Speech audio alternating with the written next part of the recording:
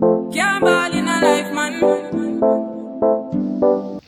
semua, perkenalkan saya Jini Wulandari Susale dengan NPM 12114201190123. Saya adalah mahasiswi dari Universitas Kristen Indonesia Maluku. Saya dari Fakultas Kesehatan, Prodi Keperawatan kelas C, semester 3, angkatan 2019. Oke teman-teman, kita masuk pada definisi shock kardiogenik. Apa sih sebenarnya shock kardiogenik itu? Jadi, itu adalah suatu sindrom klinis di mana jantung tidak mampu memompakan darah secara adekuat untuk memenuhi kebutuhan metabolisme tubuh akibat disfungsi otot jantung.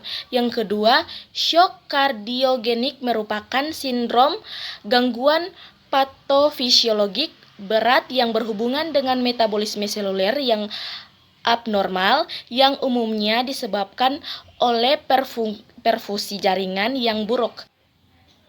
Disebut juga kegagalan sirkulasi perifer yang menyeluruh dengan perfungsi jaringan yang tidak adekuat. Nah, teman-teman, selain definisi dari shock kardiogenik, di sini juga ada penyebabnya loh. Jadi yang pertama, saya akan menjelaskan juga beberapa saja dari penyebab dari shock kardiogenik. Yang pertama, gangguan kontraktilitas miokardium, yang kedua trauma jantung, yang keempat komplikasi bedah jantung. Ya, jadi teman-teman, selain definisi dari shock kardiogenik, kita juga perlu tahu apa itu penyebab dari shock kardiogenik supaya kita dapat berjaga-jaga. Oke teman-teman, ada juga perjalanan penyakitnya loh. Jadi, patofisiologi dari shock kardiogenik adalah adanya penurunan dari kontralitas miokardium yang menyebabkan curah jantung menurun, tekanan darah rendah, dan iskemia arteri koroner yang semakin memperburuk kontralitas jantung. Yang kedua, shock kardiogenik bukan hanya akibat disfungsi vertikal kiri, namun akibat gangguan pada seluruh sistem sirkulasi. Teman-teman, ada juga tanda dan gejalanya loh. Yang pertama, tandanya tensi turun sampai kurang dari 80 sampai dengan 90 mmHg. Yang kedua, takipneu dan dalam. Yang ketiga, takikardi. Yang keempat, nadi cepat kecuali ada blok A dan V. Yang kelima, tanda-tanda bendungan paru, ronki basah di kedua basal paru. Yang keenam, bunyi jantung sangat lemah, bunyi jantung 3 kali sering terdengar. Yang ketujuh, sianosis. Yang kedelapan, diaforesis atau mandi keringat. Yang kesembilan, ekstremitas dingin. Yang kesepuluh, perubahan mental. Oke teman-teman, kita selanjutnya masuk pada komplikasi. Saya di sini ambil beberapa dari komplikasi shock kardiogenik.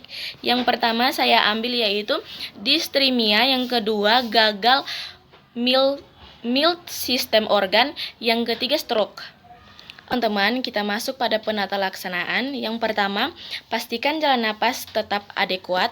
Bila tidak sadar, sebaiknya dilakukan intubasi. Yang kedua, berikan oksigen 8-15 liter per menit dengan menggunakan masker untuk mempertahankan PO2 70 sampai dengan 120 mmHg. Yang berikut, rasa nyeri akibat infark akut yang dapat memperbesar shock yang ada harus diatasi dengan pemberian morfin. Yang berikut, koreksi hipoksia, gangguan elektrolit, dan keseimbangan asam basa yang terjadi. Kemudian yang berikut, bila mungkin pasang CVP. Oke teman-teman, selanjutnya kita masuk pada asuhan keperawatan pada pasien dengan shock kardiogenik. Yang pertama, pengkajian. Pengkajian ini mencakup biodata klien. Oke teman-teman, kita masuk pada selanjutnya yaitu pada riwayat kesehatan.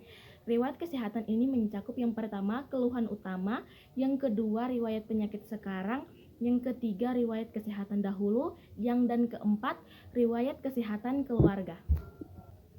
Oke baik, kita masuk pada selanjutnya yaitu pemeriksaan fisik. Yang pertama, pemeriksaan fisik itu mencakup kepala, muka, hidung, mulut, gigi, telinga, leher, dada, jantung, abdomea, genitalia, dan juga anus dan rektum.